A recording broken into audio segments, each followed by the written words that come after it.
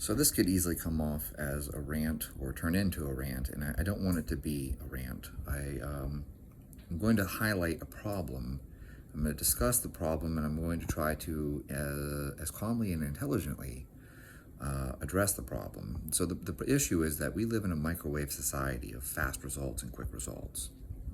I want to ask you something.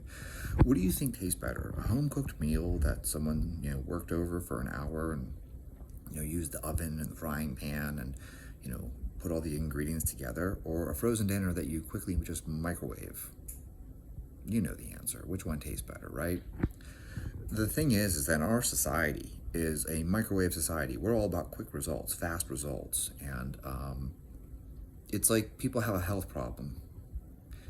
Can't I just take a pill for that?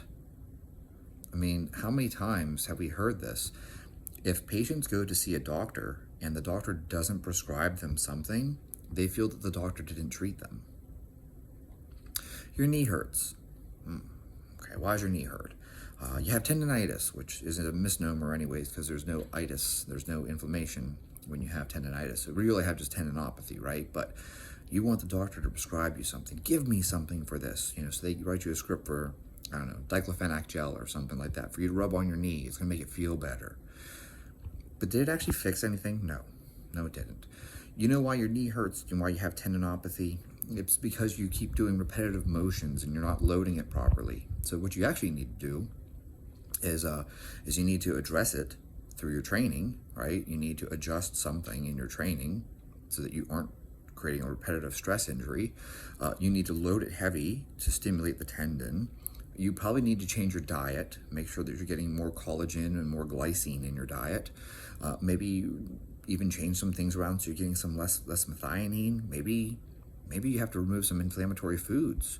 Yeah, you might be sensitive to, say, nightshades. So now you have to get rid of peppers and tomatoes and things like that because that's an issue for you. Or maybe you're sensitive to gluten, so you have to get rid of the gluten.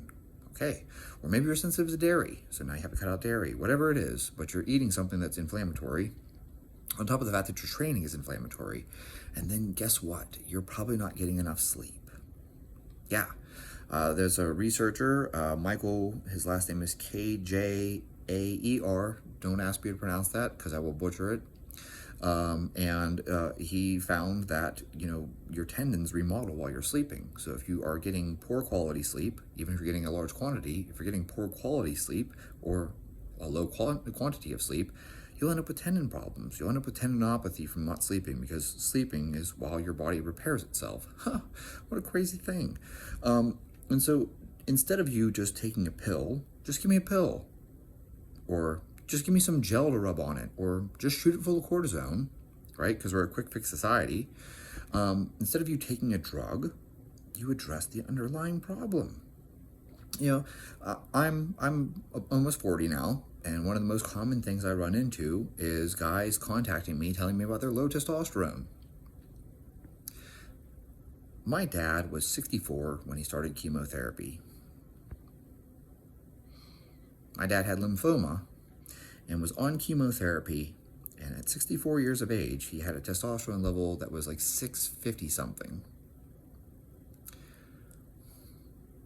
You're 39, 40, 41, and you have low testosterone. You could just take a pill for that. They have pills. You could just inject it.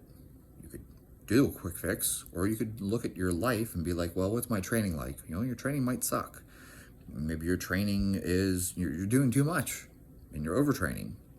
Or maybe your training is just shit and you're doing a ton of zone 2 and you're doing a ton of just, glycolytic training instead of, polarized training, where you do very low intensity work that's steady state and then high intensity strength work.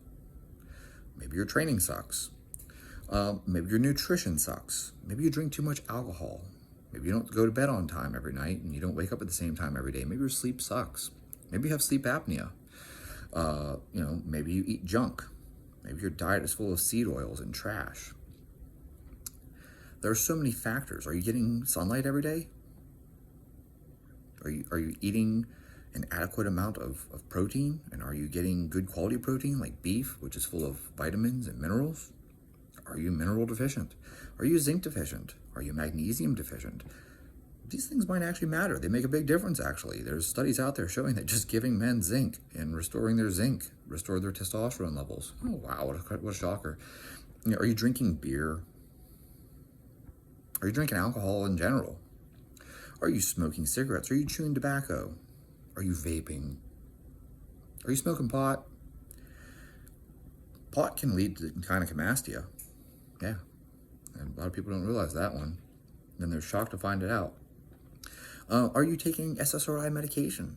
That can cause gynecomastia. That can cause low testosterone. Are you taking painkillers? Are you using opioids? Even things like Advil, Tylenol, those can actually lower your testosterone levels. Like, this is not new. Are you vitamin D deficient? Are you vitamin K deficient? Are you vitamin A deficient? Vitamin deficiencies can throw off all your numbers. Yes, I know, it's much easier. Just take a pill, just going to pop some clomiphene or N-clomiphene or whatever they're doing these days, or maybe you're going to, start injecting testosterone, or you put on the testosterone cream or whatever. And so you're putting a Band-Aid over a sucking chest wound. Because you actually have some underlying problem that you aren't addressing. Did you get a brain MRI to rule out a pituitary tumor? No? Did you get a thyroid ultrasound to make sure you don't have something wrong with your thyroid? No. Did you get an ultrasound of your testicles to make sure that you don't have testicular cancer or microlithiases or something like that in your testicles? No. Did you rule out hydrocele, varicocele? These are things that can cause your testicles to overheat. Did you get your prostate checked? No. These are basic things that people should have done before they just jump onto taking any drug at all. You should make sure, like, hey, you're deficient in thyroid. Before you hop on T3 and T4, are you iodine deficient? Are you vitamin A deficient? That might matter. Before you hop onto cortisone or something like that, are your adrenal glands functioning? Did you get a cosentropin stimulation test done? You might want to look into that. Maybe you just don't sleep enough. Maybe you're burning the candle at both ends and you're just fucking fried. Before you decide that you're growth hormone deficient because your IGF-1 is low, or you're deficient in testosterone because something's weird about your LH and FSH, or your testosterone is low, did you get a glucagon stimulation test done to make sure your pituitary is functioning normally? No? No, of course not. You just jump straight to the Band-Aid. It's like, instead of addressing the tendon issue itself, I'm just going to take some Voltaren and rub it all over my knee, and then pop some OxyContin, and now my knee feels good. Can't even feel it. It's still fucking torn. You just don't feel it anymore. And the same thing goes for thyroid problems. People think they have thyroid problems, and most people don't have thyroid problems. There's even a study out there showing that they took something insane, like some absurd number of people that were on thyroid medication. They took them off the thyroid medication, and something like 80% of them had normal thyroid function.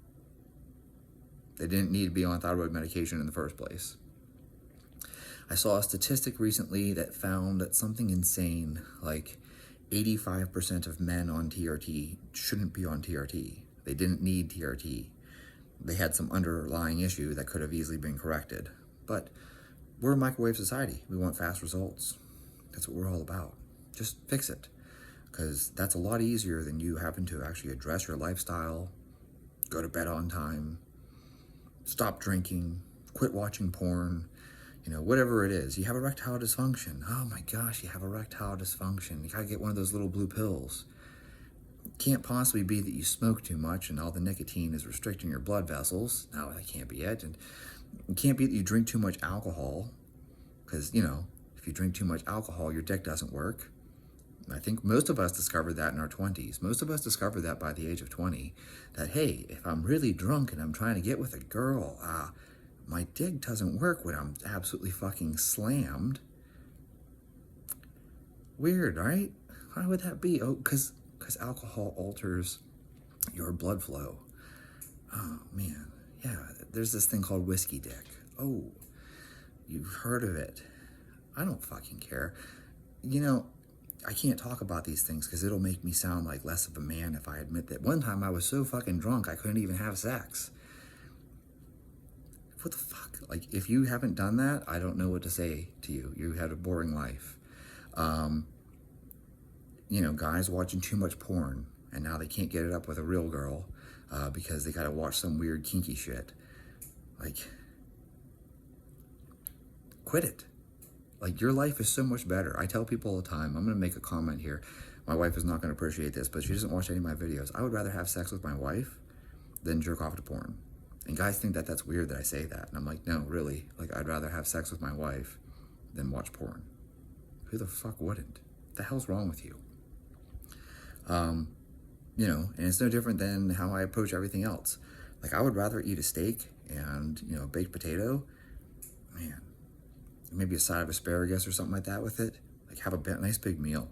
Like, have a, I don't know about you, but I prefer my steak blue. Like, I like it really, really rare. Okay, man, you get a good steak, you put a good sear on it.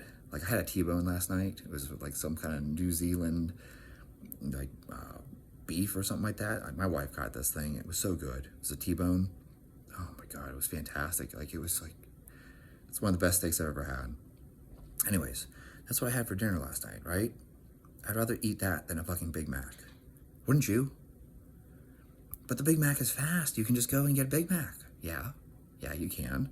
You know, you can just go through the Burger King drive-thru and get your Whopper Jr. For those of you who, you know, don't want to gain weight, you're dieting, get a Whopper Jr. Or you can cook a steak. Have a sweet potato with it. Have some yams with it. Maybe a side of asparagus, some broccoli, maybe some spinach, sauteed spinach. You know, you get some spinach, you saute that in, you know, olive oil with a little bit of onion, minced onion. That's a good meal. But you'd rather just go to Subway or Taco Bell, right? No, you wouldn't. Come on. So you can see the point here. The point here is that these quick fixes, these quick things, they're trash. They're always inferior to the real thing. Watching porn is inferior to having sex with your wife.